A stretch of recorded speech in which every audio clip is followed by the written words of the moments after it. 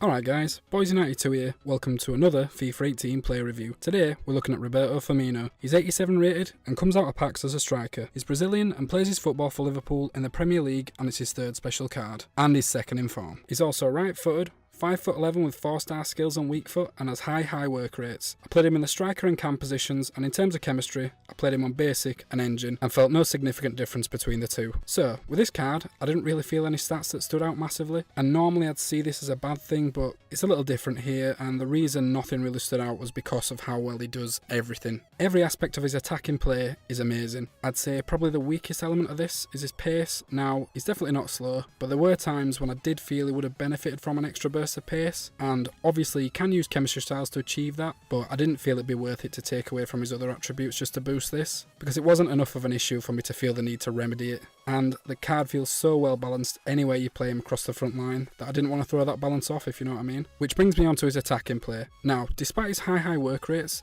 he's always in good positions when it comes to both building the attacks and finishing them off. You drop deeper when you wanted him to, giving you more options in the build-up, and I found that the majority of the time it was unmarked, and this could be as a direct result of his high work rates, to be honest. He also made good penetrating runs in behind the defence, which is when his clinical finishing came into play, and being 90, you'd expect it to be good, and it is. He finished off most of the chances he got for me, and I was always confident in his finishing. He also had good shot power and long shots, although I didn't actually score any in the 5 games I used him for, but this was somewhat down to the 5 games being in FUT champs, and I did feel a more effective route to goal was from inside the box. He did come close on several occasions though, and he also has a 4-star weak foot, which is again a massive plus. Now, despite him not being the tallest player at 5'11", his heading and jumping were very effective, both in front of goal and in the build-up from goal kicks and long balls and whatnot, which always adds a bit of extra versatility to a player and means that he can suit multiple play styles, which is always a bonus because it means more people can use him effectively, thus adding extra value to the card. I was also impressed with his dribbling. He felt pretty agile and his ball control was always spot on. I never had to worry about the ball bouncing off him and losing possession, which was good. He also has 4-star skills, and being able to mix it up with a couple of skill moves was always a good option and helped keep the opponent guessing. His strength and hold-up play were also really effective, so if you need to slow the game down a bit, say if you come up against someone who's playing high pressure and you want to just let them wear themselves out a bit, he does that really well, and shielding the ball with him was really effective, and a good tool to frustrate your opponent and make them more likely to make a mistake. And just his passing in general felt good, and he did get a few assists for me. Now, I did say that nothing really stood out about him, but if I'm honest, something I did notice more than the other stuff was his stamina, which is 92,